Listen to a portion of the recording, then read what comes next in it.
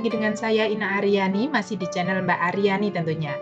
Oke, hari ini kita akan belajar tentang kerajaan-kerajaan pada masa Hindu-Buddha. Dan buat kalian yang baru pertama kali ketemu dengan channel Mbak Aryani, jangan lupa untuk klik tombol subscribe terlebih dahulu untuk mendapatkan video-video dari Mbak Aryani yang lainnya. Oke teman-teman, untuk video kali ini saya akan membahas dua kerajaan Hindu-Buddha. Yang pertama adalah kerajaan Mataram kuno dan yang kedua adalah kerajaan Sriwijaya. Untuk kerajaan yang bercorak Hindu saya sudah buat dalam video yang lain. Silakan teman-teman lihat, nanti saya akan taruh linknya di atas.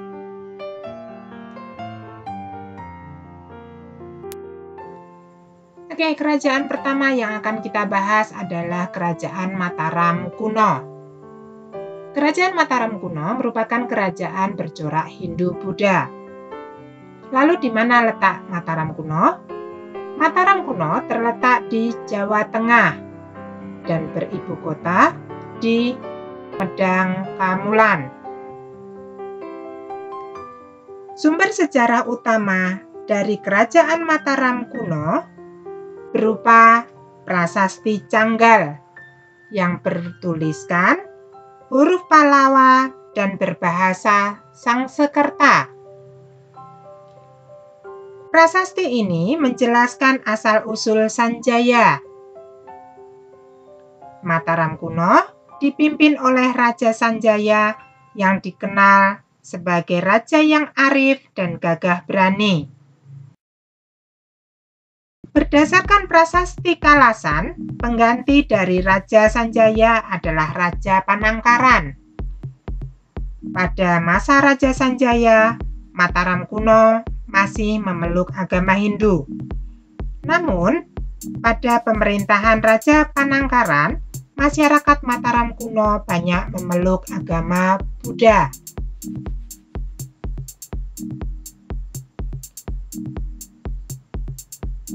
Pada saat pemerintahan Raja Panangkaran berakhir, Mataram kuno pecah menjadi dua, yaitu Mataram Hindu yang berada di Jawa Tengah bagian utara. Mataram Hindu memiliki beberapa peninggalan berupa bangunan candi, antara lain Candi Bima, Candi Arjuna, Candi Puntadewa, dan Candi Semar yang berada di Komplek Percandian Dieng. Mataram Hindu dipimpin oleh Wangsa Sanjaya.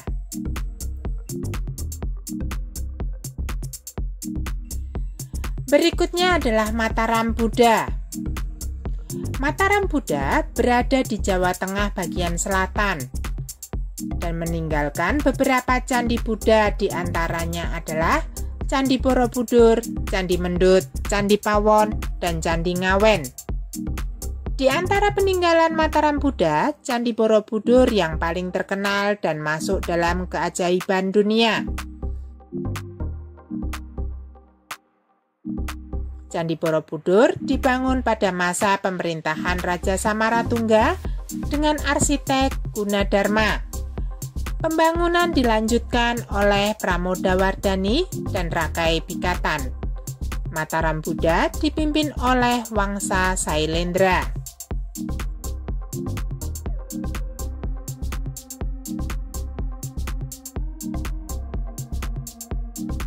Berikutnya kita akan bahas tentang silsilah dan berakhirnya Mataram kuno.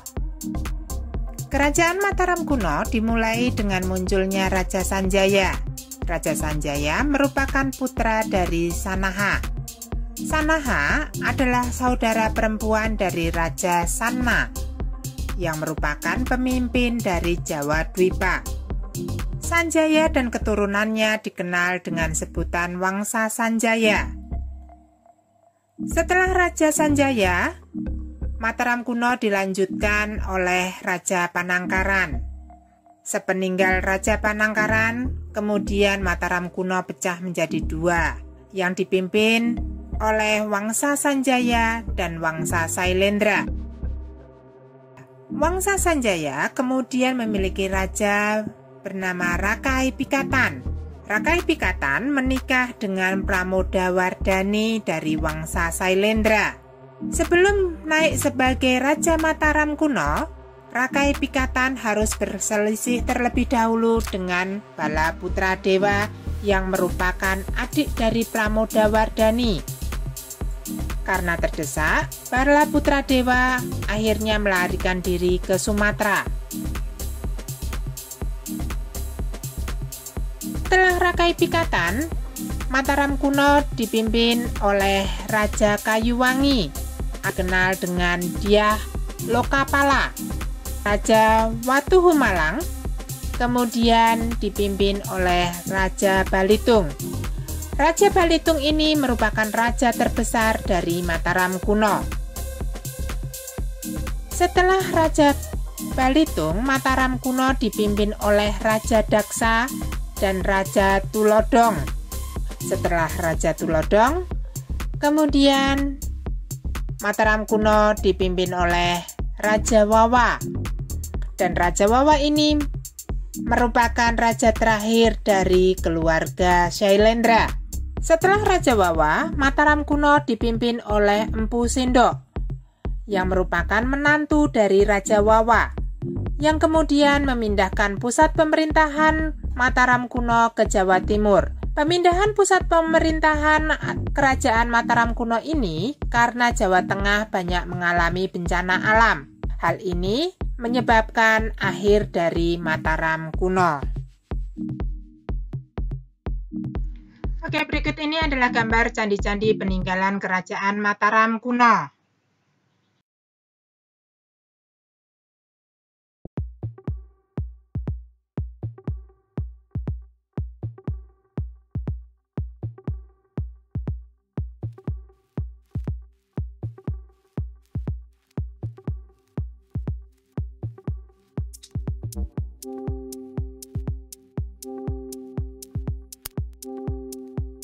Oke, kerajaan berikutnya yang akan kita bahas adalah Kerajaan Sriwijaya. Kerajaan Sriwijaya merupakan kerajaan bercorak Buddha. Kita akan mulai dengan munculnya Kerajaan Sriwijaya.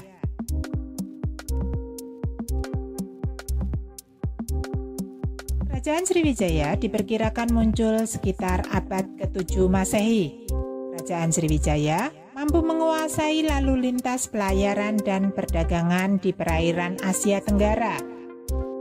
Wilayah kekuasaan Sriwijaya cukup luas, meliputi hampir seluruh wilayah Sumatera, Jawa Barat, Jawa Tengah, dan Semenanjung Melayu yang sekarang menjadi negara Singapura, Malaysia Barat, dan Thailand. Ada dua jenis sumber sejarah utama Kerajaan Sriwijaya.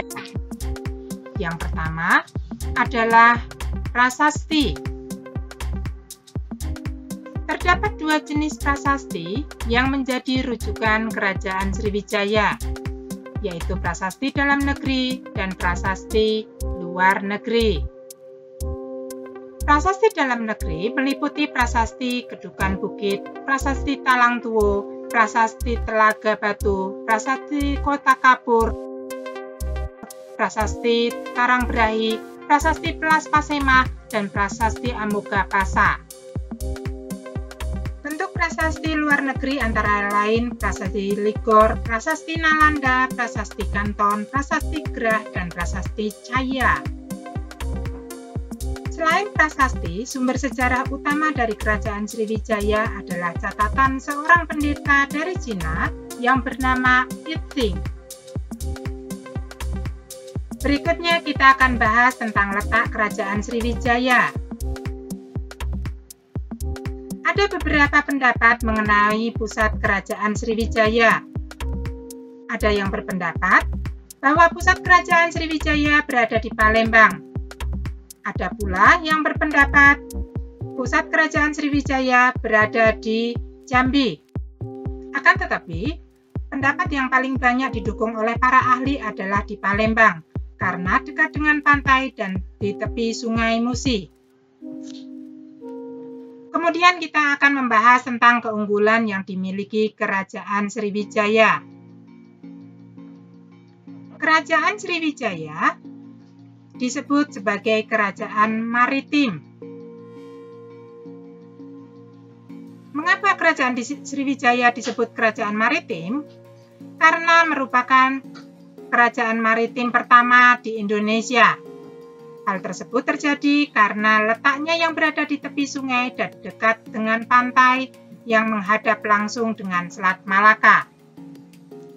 Keunggulan berikutnya adalah Sriwijaya sebagai pusat ilmu dan agama Buddha di Asia Tenggara. Sriwijaya menjadi pusat ilmu dan agama Buddha Mahayana di Asia Tenggara. Banyak mahasiswa, bahkan pendeta dari luar yang datang ke Sriwijaya untuk mempelajari bahasa Sangskerta. Sebelum mereka memperdalam agama Buddha di perguruan tinggi Nalanda, India, sebaiknya mereka mengadakan persiapan terlebih dahulu di Sriwijaya. Berikutnya kita bahas tentang masa kejayaan dan keruntuhan Sriwijaya. Sriwijaya mengalami masa kejayaan pada masa pemerintahan Raja Balaputradewa. Sejak abad ke-11, Sriwijaya mulai mengalami kemunduran. Sebab-sebab kemunduran yang dialami Sriwijaya antara lain karena 1. Pada tahun 1025, Sriwijaya diserang oleh Raja Rajendra dari Kolamandala. Kedua, pada tahun 1275, Raja Kertanegara dari Singasari mengirim pasukan ke Melayu yang dikenal dengan ekspedisi Pamalayu, yang berhasil menguasai Melayu dan memperlemah kedudukan Sriwijaya.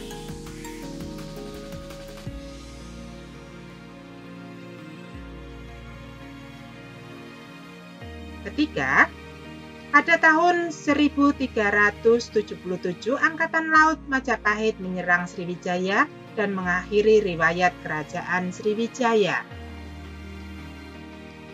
Berikut ini adalah Candi Muara Takus yang merupakan peninggalan kerajaan Sriwijaya.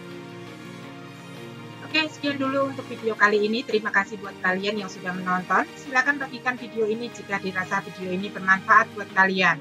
Dan jangan lupa untuk like, komen, serta subscribe. Terima kasih.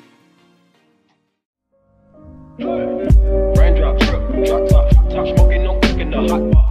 Fucking on your bitch, yeah, that. Looking up, open the park.